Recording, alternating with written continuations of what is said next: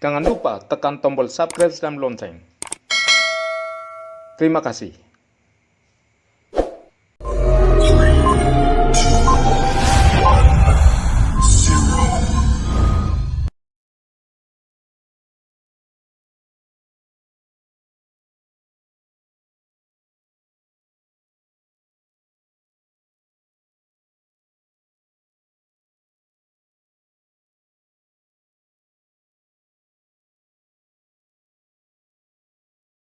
Ya, baik. Terima kasih Bu Yuslinda. Saudara Tengku, ada beberapa masukan dari saya. Yang pertama di bab 1 ya, di latar belakang masalah. Ini Anda banyak banget menyimpulkan. Ini jangan dulu-dulu menyimpulkan di bab 1, bab 2, bab 3 itu atau di proposal. Seorang peneliti itu harus menjaga jarak dengan data. Jadi Anda hanya berhak untuk menyajikan data, tapi tidak punya hak untuk memberikan pendapat, tidak punya hak untuk menyimpulkan, tidak punya hak untuk menghakimi, oh ini kinerjanya rendah, oh ini berhubungan dengan ini, tidak.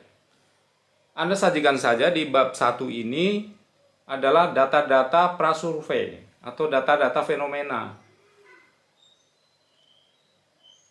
Nah, dari data-data fenomena ini sebenarnya yang harus Anda sampaikan ini adalah adanya sebuah gejala dari suatu masalah, gitu loh. Nah, itu saja. Jadi kalau dugaan-dugaan boleh saja menduga, jangan-jangan ini berkaitan dengan ini berkaitan dengan ini, menduga masih boleh. Tapi kalau menjustifikasi, menghakimi belum boleh. Ya, karena belum dilakukan penelitian.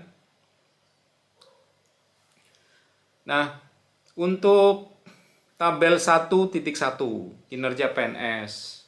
Ini saya rasa kalau PNS itu biasanya kan di pemerintahan itu sistemnya sudah bagus ya, termasuk evaluasi kinerja. Nah, di sana saya rasa kinerja-kinerja pegawai itu sudah ada hasil-hasil kinerjanya. Anda tinggal minta aja itu sebagai data sekunder. Tapi kalau misalkan belum, ya, artinya tidak boleh data itu diminta, ya baru Anda meng-create instrumen, katakanlah kuesioner untuk mengambil data prasurvei. Itu namanya data primer. Kalau Anda mengambil sendiri langsung dari sumbernya, yaitu dari para karyawan, itu data primer. Ya. Nah, untuk judul ini kelihatannya Anda belum ada. Tolong cari jurnal utamanya. Jurnal utama itu maksudnya jurnal yang memang menjadi acuan pokok dari masalah-masalah yang Anda ungkap di bab 1 ini, di latar belakang masalah ini. Nah, sehingga dengan menggunakan jurnal itu Anda bisa mengkaitkan atau menghubungkan antar fenomena masalah itu. Yang mana setiap masalah itu menunjukkan adanya representasi dari indikator-indikator dari suatu variabel, kemudian ditarik. Oh, ini ternyata kayaknya ada pengaruhnya ini ada pengaruhnya ini. Lengkapi dengan jurnal. Jadi jangan sekali-kali berasumsi. Ini tadi Anda kelihatannya sudah banyak berasumsi di bab 1 di latar belakang masalah. Tidak boleh berasumsi. Tapi harus dipandu, ya. Ungkapan Anda, kalimat-kalimat Anda itu harus dipandu dengan data, harus dipandu dengan jurnal. Supaya menghindari tadi pendapat, asumsi, kesimpulan, justifikasi, dan seterusnya. Itu. Baik, Pak. Kemudian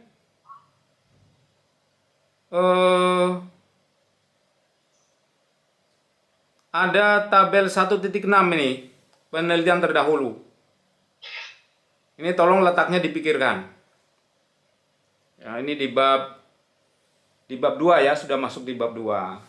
ini sebaiknya kalau Anda harus mencantumkan hasil-hasil penelitian terdahulu, ini setelah keterkaitan antar variabel atau setelah kerangka berpikir. Ini kan yang Anda sajikan kan sebelum ya. Sehingga maksudnya begini, kalau ya penelitian terdahulu yang Anda sajikan dalam tabel ini, kalau yang Anda maksud adalah ingin menunjukkan bahwa penelitianmu itu berbeda dengan penelitian-penelitian sebelumnya atau yang disebut dengan riset gap, itu tadi setelah Anda menyajikan kerangka berpikir, kemudian di kerangka-kerangka berpikir itu digabungkan menjadi sebuah model penelitian atau kerangka penelitian, maka baru disajikan penelitian terdahulu menyebutkan gini, terus Anda tunjukkan riset gap-nya. Riset gap itu apa? Riset gap itu adalah menunjukkan bahwa penelitianmu itu ada kebaruannya. Maksudnya proposal penelitianmu, model penelitianmu itu ada sisi-sisi kebaruan berdasarkan dari kajian-kajian teori penelitian terdahulu itu. Itu namanya riset gap atau bahasa lainnya state of the art. Kalau itu yang Anda maksud. Ya. Bisa saja kerangka data-data penelitian terdahulu sedikit dimasukkan di dalam latar belakang masalah juga nggak apa-apa juga. Ada di sana diperlukan. Untuk apa? Untuk menunjukkan suatu research question. Pertanyaan-pertanyaan penelitian yang nanti bisa melahirkan atau Anda rumuskan dalam yang namanya rumusan penelitian. Kemudian metode pengumpulan data. Ini Anda menyebutkan ada interview, ada pengamatan, ya, observasi, ada kuesioner. Boleh Anda sebutkan semuanya. Tapi Anda sebutkan pula instrumen yang Anda gunakan dalam penelitian ini. Yang mana yang Anda gunakan? Kuesioner kah? Observasi kah? Atau wawancara? Nah, karena apa? Terkait dengan data yang Anda ambil itu data primer atau data sekunder. Nah, ini terkait juga dengan jenis-jenis data yang Anda butuhkan di situ. Jadi yang dimaksud di dalam penelitian ini, yang dimaksud data, apakah data primer atau data sekunder, ini adalah data yang diperlukan untuk menguji hipotesis. Jadi bukan data-data di hal-hal yang lain seperti misalkan fenomena. Ini tidak menutup kemungkinan Anda memerlukan data sekunder. Ya, bisa saja. Tetapi yang dimaksud data yang Anda ambil dalam penelitian ini adalah data untuk mengolah, ya, data untuk menguji hipotesis. Ya. Jadi kalau misalkan Anda menggunakan kuesioner, berarti datanya adalah data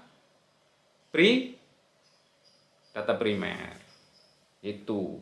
Sekalipun mungkin Anda mengambil daftar pustaka dari buku, dari jurnal dan sebagainya, tapi bukan itu. Data yang dimaksud itu bukan itu. Kalau itu data sekunder, tapi yang dimaksud data di sini adalah data yang digunakan untuk menguji hipotesis. Jadi sebutkan instrumennya apa? Yang jelas. Anda sebutkan tadi beberapa macam instrumen. Interview, wawancara, kuesioner. Nah, kemudian yang digunakan untuk mengambil data dalam penelitianmu apa?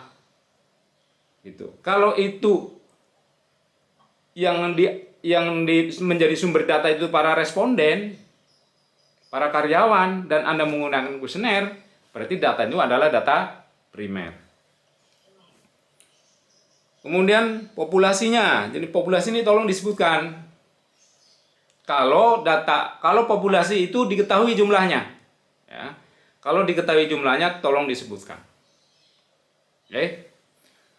Itu saja masukan dari saya. Untuk selebihnya nanti bimbingan sambil jalan. Saya rasa itu bisa kita lakukan nanti. Terima kasih Bu Yuslinda.